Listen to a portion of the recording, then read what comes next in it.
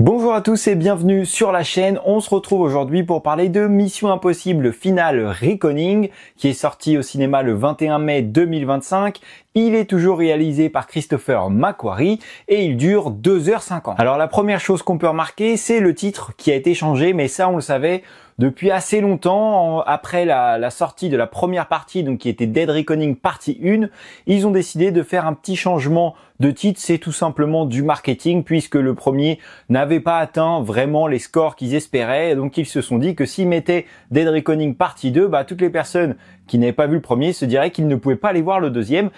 Ce qui en soi, je ne sais pas si ça va fonctionner, mais tout ce que je sais, c'est que si vous n'avez pas vu le premier, vous n'allez pas entraver grand chose à cette suite. Alors vous pouvez aller le voir et vous dire « Waouh, c'est magnifique, il y a des super cascades » et peut-être comprendre un petit peu quelque chose, mais vous avez loupé la moitié des choses. Il est même important d'avoir vu les autres Missions Impossibles. Donc je ne sais pas si leur coup de com' va fonctionner ou si ça va strictement rien changer. En tout cas, voilà, il y a eu un petit changement au niveau du titre. Après, est-ce que le titre n'est pas également là pour nous signifier la fin de la saga Mission Impossible? Plusieurs éléments pourraient nous le montrer. Donc le titre, l'âge de Tom Cruise aussi également, puisque Mission Impossible, ça a toujours été avec Tom Cruise. Sans lui, ce ne sera pas pareil, à part s'ils font des dérivés, etc., comme ils font très souvent maintenant. Moi, perso, je serais pas le plus grand fan de ça. Après on peut toujours avoir de bonnes surprises. Mais on a également l'histoire en elle-même du film. Ce film-là a une odeur de fin, même si j'ai trouvé que, on en parlera peut-être en partie spoiler après, ils se sont laissés encore une petite porte de sortie qui est peut-être anodine, qui n'a peut-être rien à voir, mais j'ai l'impression que, voilà, ça sonne la fin, mais d'un autre sens, on s'est peut-être laissé un petit quelque chose pour repartir. On en parlera tout à l'heure en spoiler, mais pour moi ce serait une clôture. Pour parler un petit peu de Final Reckoning, parce que c'est pour ça que tu as cliqué sur la vidéo et c'est pour ça qu'on est là, franchement j'ai passé un très bon moment. C'était vraiment un super film. Contrairement à d'habitude, j'ai trouvé qu'il y avait peut-être un peu moins d'action, un peu moins de scènes de baston, de chorégraphie, etc. Par contre, j'ai trouvé qu'on avait une tension qui était présente beaucoup plus que d'habitude, parce que tu as toujours quand même une petite tension, mais là c'était vraiment plus accentué que l'action, même si on avait encore, je dirais, deux grosses scènes de cascade qui sont vraiment extraordinaires. D'ailleurs, j'ai eu cette impression, dis-moi si ça t'a fait pareil, mais qu'en fait ils ont trouvé leurs deux cascades à réaliser et qu'ils ont construit le film autour. C'est vraiment le centre du projet, mais autrement, franchement, s'ils s'arrêtent là-dessus, ce qui serait pas mal aussi pour pas salir la franchise, ce serait un super film.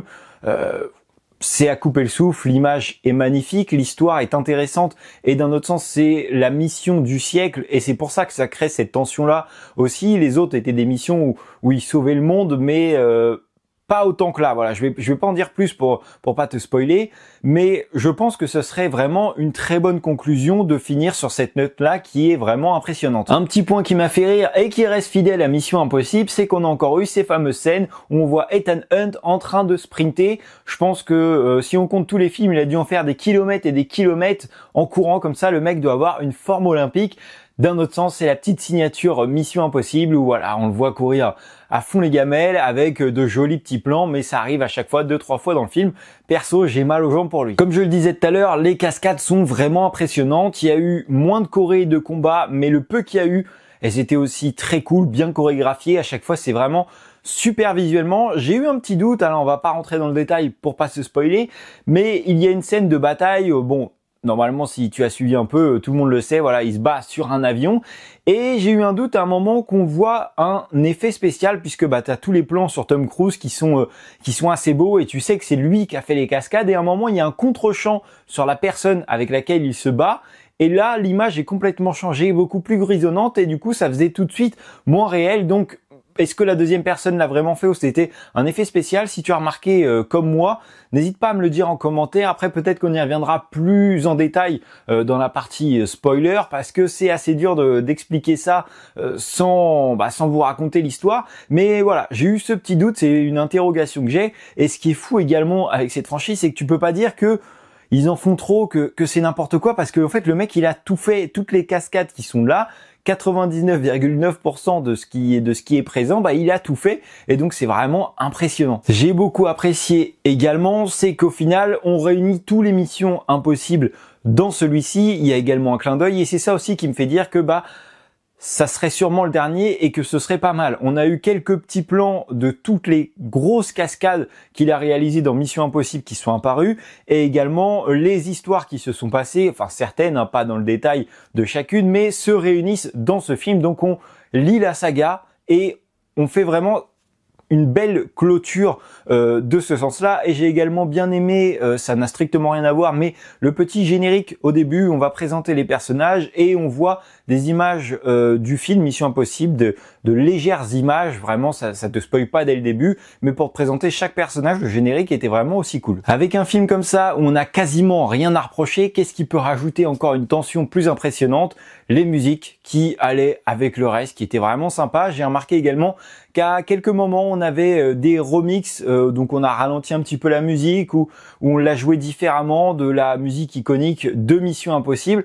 J'ai apprécié ce petit clin d'œil. Et donc pour faire une petite conclusion, avant de passer à la partie avec spoiler, je trouve que ce serait une belle conclusion. Le film est beau, on a des beaux plans, on a une belle photographie, les scènes de cascade sont extraordinaires, un petit peu moins d'action, mais beaucoup plus de tension. C'est la mission du siècle et ça serait vraiment bien que la saga s'arrête là-dessus et j'espère également que le film marchera. Je te propose de faire une toute petite partie avec spoiler, donc si tu n'as pas encore vu le film et tu ne veux pas que je te dévoile d'informations, je t'invite à quitter la vidéo mais à revenir après. Alors j'avoue, pour commencer, je m'attendais beaucoup à ce que Ethan Hunt soit tué dans le film et d'ailleurs on nous l'a fait croire au moment du saut en parachute où son parachute prend feu. Je me suis dit ah bah voilà, je me disais bien qu'ils allaient le faire mourir et comme ça permettait de finir la saga, c'était impossible qu'il revienne.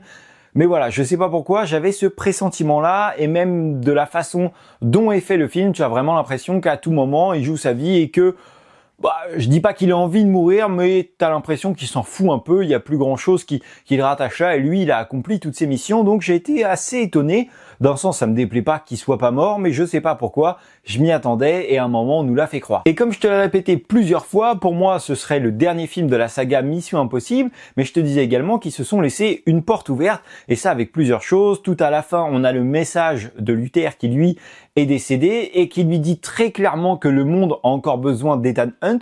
Donc petit message, et également on a la toute fin où l'équipe va se retrouver comme ils le font dans plusieurs des Missions Impossibles à la fin et se retrouvent, se livrent le dernier message et ils disparaissent tous dans la foule. Donc voilà, c'est le petit clin d'œil, mais d'un autre sens, toute l'équipe est encore là. On vient lui remettre l'entité qui est enfermée ni plus ni moins dans un disque dur. L'entité est toujours vivante, on lui remet, on ne sait pas ce qu'il va en faire.